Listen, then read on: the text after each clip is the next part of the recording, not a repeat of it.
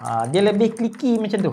Saya suka yang bunyi macam ni. Ada yang guna 63 key, keyboard yang pendek tu saja untuk main game saja. Ada yang perlukan sekali dengan arrow ni sebab nak main game creator. And then yang buat kerja macam saya ambil yang 100%. Ada number sekali dekat sini, ada error dan juga keyboard ni lah. Yang ni dia ada kaki, adjustable stand. Dia ada dua level dekat bahagian bawah ni. Level pertama yang kecil, level kedua. Setengah orang selesa letak macam ni ya. Letak atas meja terus guna. Ada yang dia perlu stand untuk naikkan sikit. Macam saya perlu naikkan sikit. Keyboard ni dia ada RGB effect. Dia ada 12 warna RGB yang boleh berubah-ubah. Kita hanya perlu tekan button lampu ni kat sini. Setiap kali kita tekan, lampu dia akan berubah lah. Brightness untuk keyboard ni, kalau kita tak nak terangkan dia, kita boleh rendahkan dia punya brightness. Tekan button FM dan tekan arrow ke bawah. Jadi dia punya brightness akan turun. Dan kalau nak naikkan dia punya brightness, tekan balik button FM dan arrow ke atas. Jadi lampu dia akan terang balik lah. So yang ni dia tak ada special key ke apa, tombol untuk control volume ke lampu RGB. Cuma dengan color Mizu Edition ni 3 combination warna. Saya suka dia sebab yang ni mechanical keyboard. And then blue Swiss,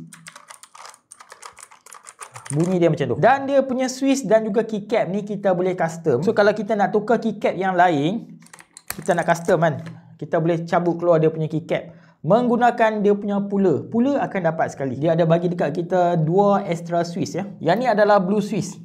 Dia punya bunyi yang clicky. Kalau nak bunyi yang lebih soft, ambil yang red Swiss. Yang ni sesuai untuk kita buat main game. Kalau nak buat editing pun boleh. Kalau nak guna dekat office untuk buat kerja pun boleh. Macam saya, memang saya guna untuk buat kerja lah. Perlu diketahui yang ni bukan wireless keyboard ya. Yang ni adalah wire keyboard. Dia ada bagi sekali dengan kabel Type-C. Boleh guna dekat MacBook, boleh. Nak guna dekat Windows pun boleh. So guys, siapa yang berminat dengan keyboard Atom 104S ni, link ada saya sediakan. Boleh tekan terus order sekarang.